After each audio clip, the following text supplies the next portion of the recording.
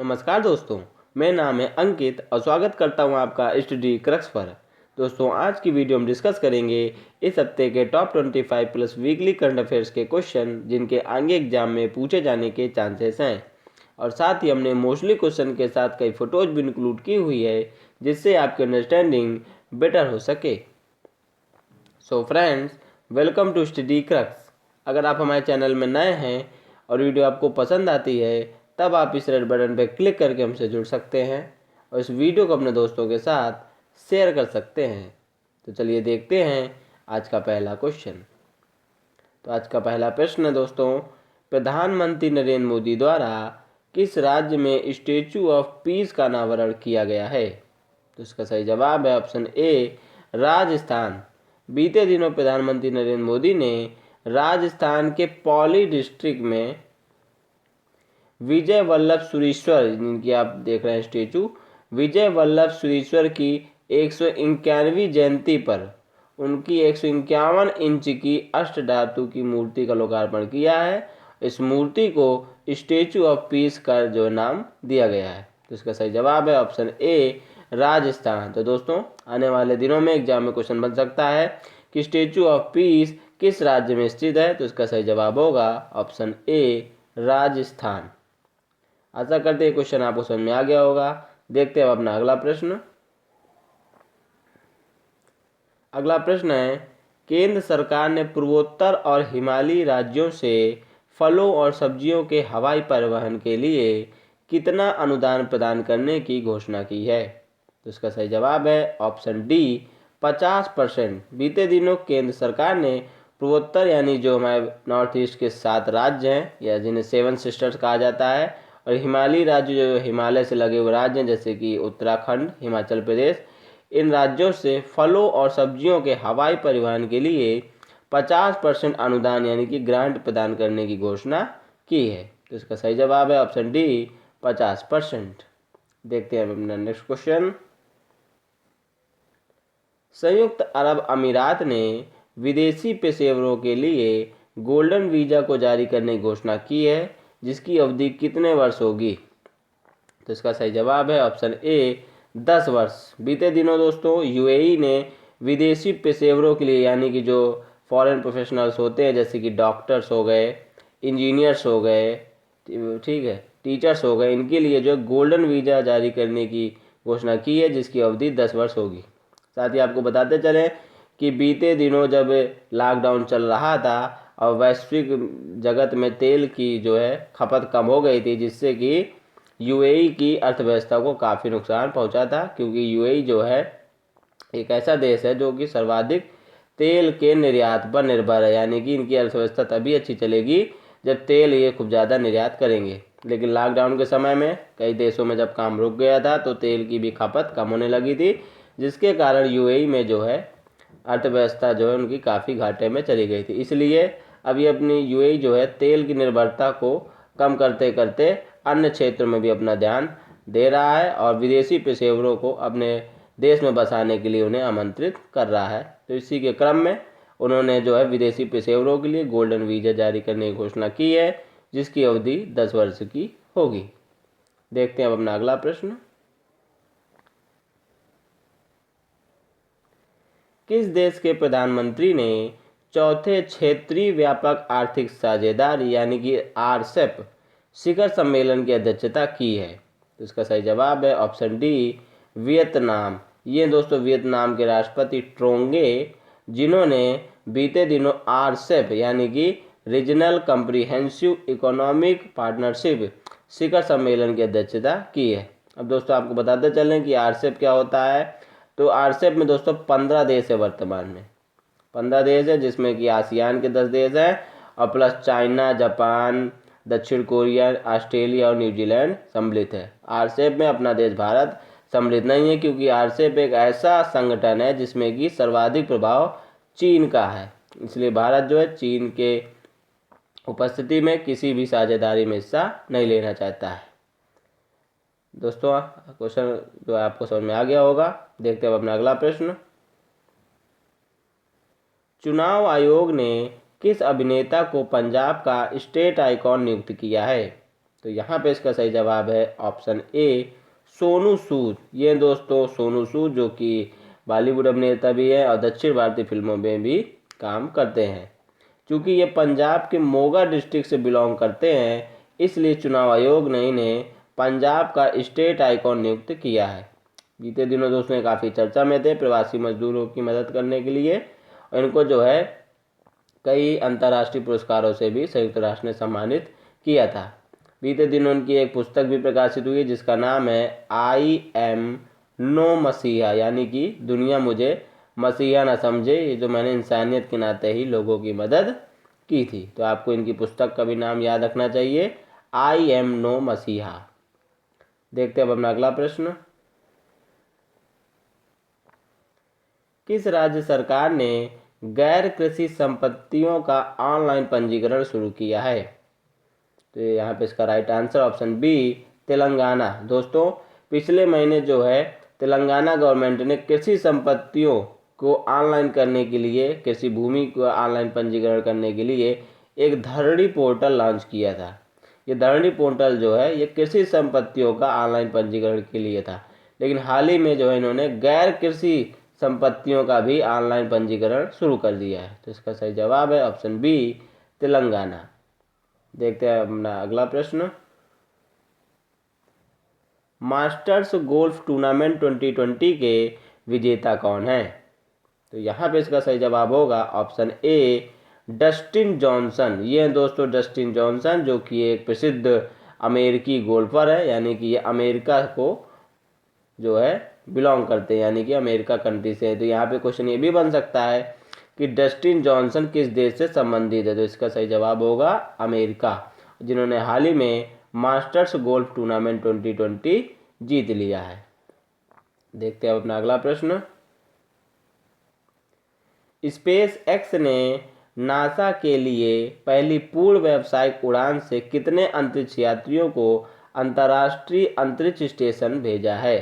तो यहाँ इसका सही जवाब है ऑप्शन ए 4। बीते दिनों स्पेस एक्स ने, जो कि एक निजी क्षेत्र की अंतर स्पेस एजेंसी है, इसने नासा के लिए यानी कि national aeronautics and space administration के लिए पहली पूर्ण व्यावसायिक उड़ान से 4 अंतरिक्ष यात्रियों को अंतर्राष्ट्रीय अंतरिक्ष स्टेशन यानी कि इंटरनेशनल स्पेस स्टेशन भेजा है। ये यात्री अंतरिक्ष में जाकर जो है मानव बस्ती की निर्माण की संभावनाओं को तलाशेंगे। साथ ही आपको बताते चले कि नासा जो है पहले अपने उड़ानों के लिए जो है रूस की एजेंसी पर, रूस की जो वो है स्पेस एजेंसी, उस पर निर्भर रहा करता था, लेकिन अब नासा जो है अपनी निर्भरता रूस से समाप्त करते हुए स्पेस एक्स पर बढ़ा रहा है। तो ये भी आपको याद रखना चाहिए। स्पेस एक्स की बात करें दोस्तों तो इसकी स्थापना जो है 2002 में किसने की थी? एलन मस्क ने की थी। एलन मस्क जो कि इस समय टेस्ला के भी सीईओ और फाउंडर है। टेस्ला कंपनी है, ये इलेक्ट्रॉनिक कार्स बनाती है। देखते हैं अपना अगला प्रश्न। भारत ने सागर 2 मिशन के तहत किस देश को 50 मीट्रिक टन खाद्य सहायता प्रदान की है? तो यहाँ इसका सही जवाब है ऑप्शन ए जिबूती। भारत ने सागर, दोस्तों यहाँ पे सागर का फुल फॉर्म है क्या है? Security and growth for all in the region. Security and growth for all in the region, ये जो इसका दूसरा संस्करण था इस सागर 2 मिशन के तहत जो है जिबूती को जो है कोविड-19 के प्रभाव के कारण वहाँ पे खाद्य की समस्या उत्पन्न हो गई, जिसके कारण भारत ने इस देश को 50 मीट्रिक टन खाद्य सहायता प्रदान की है। तो इसका सही जवाब है ऑप्शन ए जिबूती, जो कि एक अफ्रीकी देश है। नेक्स्ट क्वेश्चन है फ्रांसिस्को सागास्ती किस देश के नए राष्ट्रपति बने हैं? तो यहाँ इसका सही जवाब है ऑप्शन सी पेरू। दक्षिण अमेरिकी देश है दोस्तों पेरू, जिसकी राजधानी है लीमा और मुद्रा है पेरुवियन सोल। ठीक है दोस्तों, तो पेरू के जो नए राष्ट्रपति बन गए हैं फ्रांसिस्को सागास्ती, तो आपको इनका नाम याद रखना चाहिए। अब फ्रांसिस्को सागास्ती पेरू की राजधानी लीमा में बैठकर मुद्रा सोल को अंतर्राष्ट्रीय स्तर पर मजबूत करने का प्रयास करेंगे। देखते हैं अब अपना अगला प्रश्न। महिलाओं को सशक्त बनाने के लिए लीलावती अवार्ड 2020 की शुरुआत किसने की है? तो इसका सही जवाब है ऑप्शन ए रमेश पोखरियाल निशंक, जो कि वर्तमान में केंद्रीय शिक्षा मंत्री हैं और इससे पहले उत्तराखंड के मुख्यमंत्री भी रह चुके हैं। इन्होंने ही हाल ही में महिलाओं को सशक्त बनाने के लिए लीलावती अवार्ड 2020 की शुरुआत की है। आपको दोस्तों बताते चलें कि लीलावती कौन थी। तो लीलावती के नाम पर एक प्रसिद्ध गणित की पुस्तक लिखी गई है और ये पुस्तक लिखी थी लीलावती के पिताजी ने, जिनका नाम था भास्कराचार्य। तो भास्कराचार्य ने अपनी पुत्री के नाम पर एक गणित की किताब लिखी थी जिसका नाम था लीलावती। और बीते दिनों निशंक जी ने, जो कि हमारे केंद्रीय शिक्षा मंत्री हैं, इन्होंने महिलाओं को सशक्त बनाने के लिए लीलावती अवार्ड की शुरुआत की है। नेक्स्ट क्वेश्चन है ए प्रॉमिस्ड लैंड पुस्तक के लेखक कौन है? दोस्तों ये क्वेश्चन बहुत इंपॉर्टेंट है, ये क्वेश्चन बहुत इंपॉर्टेंट है, पूछा जाएगा ये आने वाले दिनों के एग्जाम में, इसलिए आपको इसका नाम याद रखना चाहिए कि बराक ओबामा, जो कि अमेरिका के 44वें राष्ट्रपति रहे हैं 2008 से 16 तक। 2008 से दोस्तों 2008 से ये 16 तक जो है अमेरिका के राष्ट्रपति रहे हैं। कौन से नंबर के? 44वें राष्ट्रपति रहे हैं बराक ओबामा। और इनकी ये पुस्तक है ए प्रॉमिस्ड लैंड। इसमें जो है इन्होंने अपने समकालीन विदेशी राष्ट्राध्यक्षों से अपने संबंधों का जिक्र किया है, जिसमें इन्होंने पूर्व प्रधानमंत्री मनमोहन सिंह की भी बेहद तारीफ की है, उनको जो है एक सज्जन व्यक्ति बताया है। नेक्स्ट क्वेश्चन है भारतीय रिजर्व बैंक के नवोन्मेषण केंद्र यानी कि इनोवेशन सेंटर का पहला चेयरपर्सन किसे नियुक्त किया गया है? तो यहाँ इसका सही जवाब है ऑप्शन बी कृष गोपाल कृष्णन। ये दोस्तों कृष गोपाल कृष्णन, जो कि इंफोसिस के सह संस्थापक भी हैं। और एक संस्थापक कौन है? तो नारायण मूर्ति, जो कि उस समय इसके मालिक हैं इंफोसिस के, और ये इंफोसिस के सह संस्थापक भी रह चुके हैं कृष गोपाल कृष्णन, जिन्हें हाल ही में आरबीआई के नवोन्मेषण केंद्र का पहला चेयरपर्सन नियुक्त किया गया है। ये दोस्तों केंद्र क्यों बनाया गया है? तो वित्तीय क्षेत्र में तकनीकी को बढ़ावा देने के लिए नवोन्मेषण केंद्र का हाल ही में गठन किया गया है, जिसके कि पहले चेयरपर्सन कौन नियुक्त किए गए हैं? कृष गोपाल कृष्णन। अगला प्रश्न है किस अभिनेत्री को भारत रत्न डॉक्टर अंबेडकर अवार्ड से सम्मानित किया गया है? ध्यान दें दोस्तों, इनको भारत नहीं दिया गया है, अवार्ड का नाम है भारत रत्न अंबेडकर अवार्ड, क्योंकि डॉक्टर अंबेडकर को तो भारत रत्न मिल ही चुका है। तो इस अवार्ड का नाम है भारत रत्न डॉक्टर अंबेडकर अवार्ड और इस अवार्ड से सम्मानित किया गया है जानी मानी फिल्मी अदाकारा ऋचा चड्ढा को।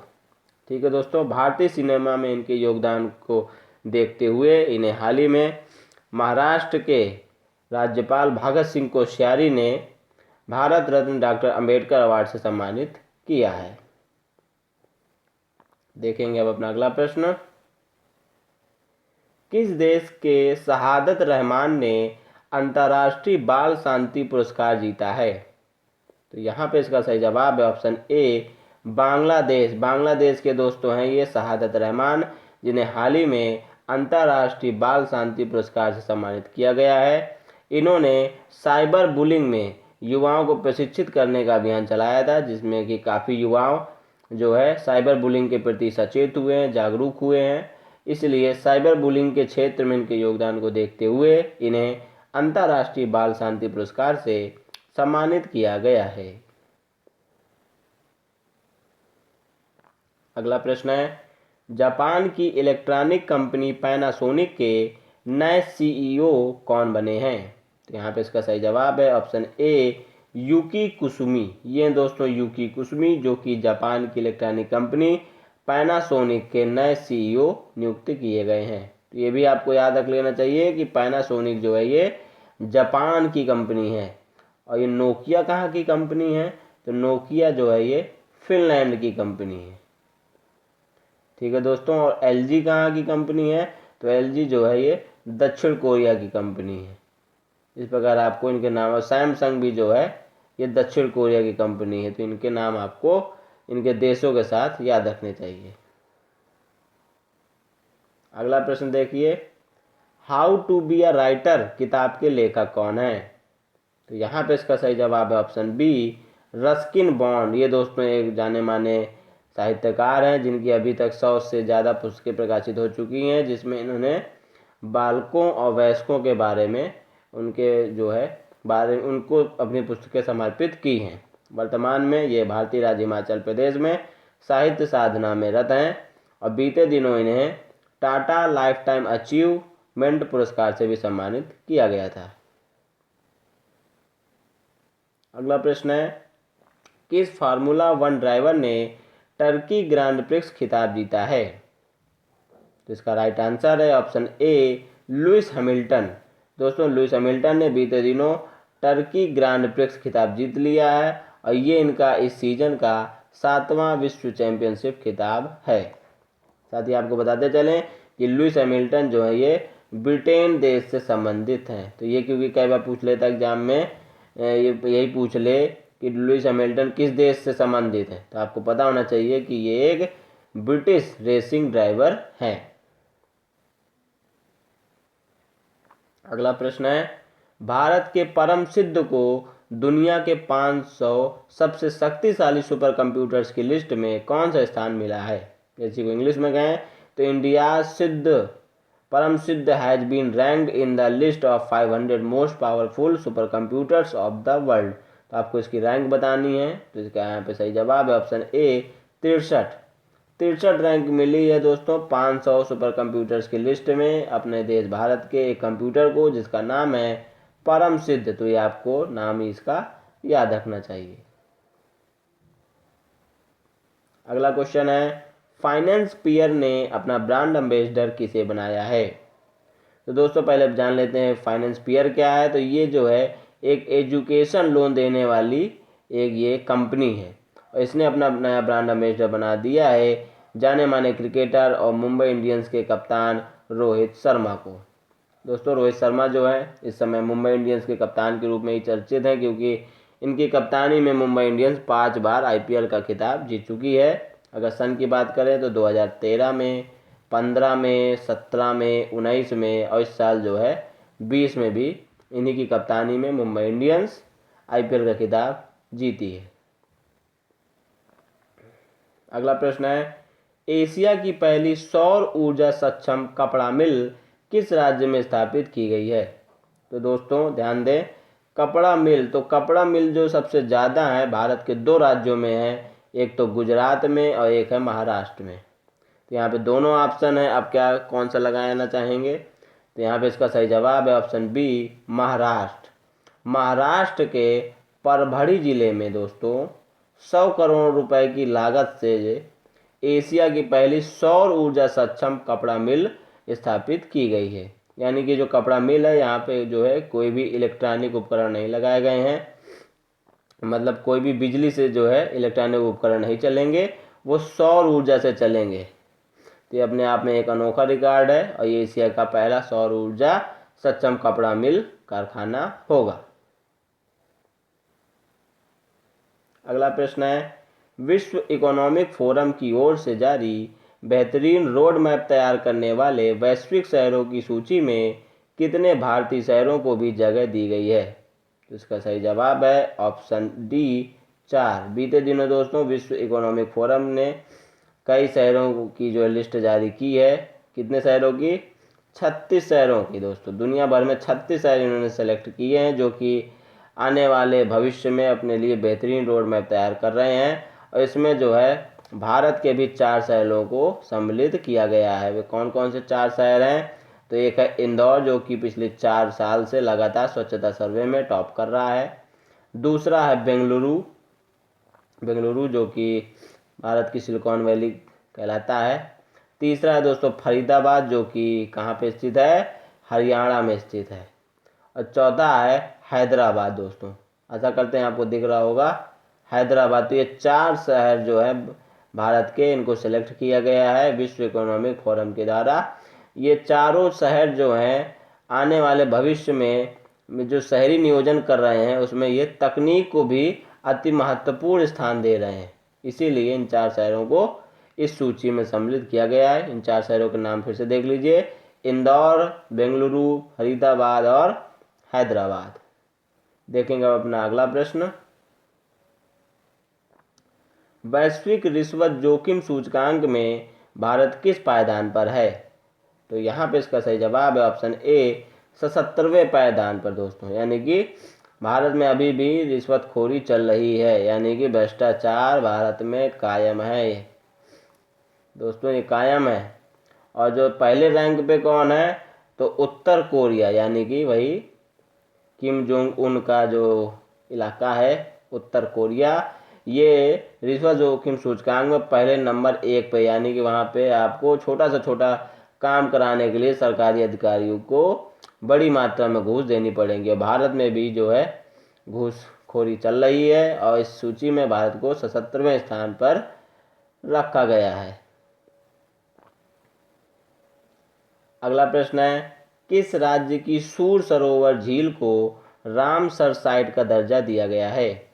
तो यहाँ पे इसका सही जवाब है ऑप्शन बी उत्तर प्रदेश। उत्तर प्रदेश में दोस्तों बलिया जनपद है और बलिया में है ये सूर सरोवर झील, जिसको हाल ही में रामसर साइट का दर्जा दिया गया है। अब ये रामसर साइट क्या है दोस्तों? तो 70 के दशक में ईरान के एक शहर में रामसर, जिसका नाम क्या था ईरान के शहर का? रामसर। वहाँ पर एक समझौता हुआ था आर्द्र भूमि के संरक्षण को लेकर। आर्द्र भूमि के संरक्षण को लेकर 70 के दशक में ईरान के रामसर शहर में एक समझौता हुआ था, जिसमें आर्द्र भूमियों के संरक्षण के स्थान को रामसर साइट के नाम से संबोधित किया जाना तय किया गया था। तो पिछले दिनों भारत में कई रामसर साइट घोषित किए गए हैं। एक उत्तराखंड में आसन कंजर्वेशन साइट है, ठीक है दोस्तों। एक जो है बिहार से ली गई थी। अब ये तीसरा है जो कि उत्तर प्रदेश से चयनित किया गया, जिसका नाम है सूर सरोवर झील। अगला प्रश्न है, किस देश ने 2030 से पहले पेट्रोल डीजल कारों की बिक्री पर प्रतिबंध लगाने की घोषणा की है? तो इसका सही जवाब है ऑप्शन बी ब्रिटेन। बीते दिनों दोस्तों ब्रिटेन के प्रधानमंत्री बोरिस जॉनसन ने घोषणा की है कि हम गिरी से गिरी हालत में, हर हालत में 2030 तक जो है तो हम बेच देंगे, लेकिन उसके बाद जो है पेट्रोल डीजल कारों की बिक्री पे हम पूरी तरीके से प्रतिबंध लगा देंगे। क्योंकि अब दोस्तों पूरी दुनिया जो है जलवायु परिवर्तन के कारण विपरीत हालातों का सामना कर रही है। कहीं तो बहुत ज़्यादा टेम्परेचर पहुंच जाता है, तो कहीं बहुत ज़्यादा लो हो जाता है, कहीं बहुत ज़्यादा बारिश हो रही है, नदियाँ सूख रही हैं, तालाब सूख रहे हैं, समुद्री जल जीव प्रभावित हो रहे हैं, जिसके लिए पूरी दुनिया जो है जलवायु को जो है स्वस्थ करने में फिर से जुट चुकी है। और सर्वाधिक जो वायु प्रदूषण होता है ये इन्हीं पेट्रोल डीजल से निकलने के कारण होता है, जो इनसे तत्व निकलते हैं हानिकारक। इसलिए सबसे पहले पेट्रोल डीजल कारों की खपत को कम करके इलेक्ट्रॉनिक कार्स की ओर लोगों को आकर्षित किया जाएगा। इसका सही जवाब है ऑप्शन बी ब्रिटेन। आइए अब देखते हैं इस सप्ताह हुए प्रमुख निधन। इस सप्ताह दोस्तों घाना के पूर्व राष्ट्रपति जेरी जॉन रोलिंग्स का निधन हो गया है। इन्होंने कई सालों तक घाना की राजधानी अक्रा में बैठकर, ठीक है दोस्तों आपको राजधानी याद होनी चाहिए, अक्रा में बैठकर मुद्रा केडी को अंतर्राष्ट्रीय स्तर पर मजबूत करने का प्रयास किया था। इसी सप्ताह दोस्तों हरियाणा की पहली महिला सांसद चंद्रवती देवी का भी निधन हो गया है और ये पुदुचेरी की लेफ्टिनेंट गवर्नर भी रह चुकी थी। इसी हफ्ते दोस्तों नोबेल पुरस्कार विजेता मासाओशी कोशिबा का भी निधन हो गया है। इन्हें वर्ष 2002 में भौतिकी के क्षेत्र में नोबेल पुरस्कार प्रदान किया गया था और ये जापान से ताल्लुक रखते थे।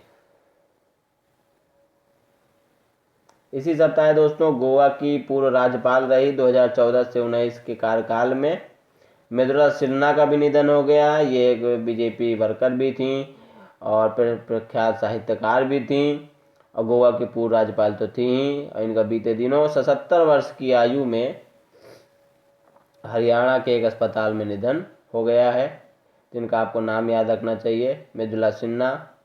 और वर्तमान में गोवा के राज्यपाल कौन है? तो वर्तमान में भगत सिंह कोश्यारी महाराष्ट्र के साथ साथ गोवा का भी अतिरिक्त प्रभार देख रहे हैं। आइए अब देखते हैं इस सप्ताह के कुछ महत्वपूर्ण विश्व, अंतर्राष्ट्रीय और राष्ट्रीय स्तर के दिवस। तो इस सप्ताह दोस्तों सबसे पहले 16 नवंबर को राष्ट्रीय प्रेस दिवस हर साल मनाया जाता है। इस दिवस को मनाने का उद्देश्य स्वतंत्र जिम्मेदार पत्रकारिता को चिन्हित करना होता है। 17 नवंबर को दोस्तों अंतर्राष्ट्रीय छात्र दिवस मनाया जाता है। ये दिवस दोस्तों क्यों मनाया जाता है, क्योंकि प्राग में, ये दोस्तों यूरोपीय शहर है प्राग, यहाँ पर जो है नाजियों का, हिटलर के समय जो है नाजियों का विरोध करने के लिए छात्र और शिक्षक एकत्रित हुए थे। उन्हीं के सम्मान में हर साल 17 नवंबर को अंतर्राष्ट्रीय छात्र दिवस मनाया जाता है। दोस्तों आपको ये भी बताते चलें कि 15 अक्टूबर को APJ अब्दुल कलाम की जयंती पर जो है कौन सा छात्र दिवस मनाया जाता है, राष्ट्रीय छात्र दिवस। 19 नवंबर दोस्तों, 19 नवंबर को इंदिरा गांधी की जन्म जयंती भी होती है और 19 नवंबर को विश्व शौचालय दिवस मनाया जाता है। इस दिवस को आयोजित करने का उद्देश्य टॉयलेट के उपयोग को प्रोत्साहित करना होता है। अगला दोस्तों 21 नवंबर, 21 नवंबर को 2 दिवस मनाए जाते हैं। पहला विश्व मत्स्यन दिवस। इस दिवस को आयोजित करने का उद्देश्य समुद्र में मत्स्य भंडारण को सुनिश्चित करना होता है। और विश्व टेलीविजन दिवस भी दोस्तों 21 नवंबर को मनाया जाता है। टीवी कलाकारों और उनके जो है कार्यों को प्रोत्साहित करने के लिए 21 नवंबर को विश्व टेलीविजन दिवस मनाया जाता है। आशा करते हैं आपको हमारी इस वीडियो से काफ़ी हेल्पफुल इन्फॉर्मेशन मिली होगी। वीडियो पसंद आने पर लाइक करें, कमेंट करें और इस वीडियो को खूब शेयर करें। मिलेंगे नेक्स्ट वीडियो में, तब तक के लिए नमस्कार, जय हिंद, अस्सलाम वालेकुम।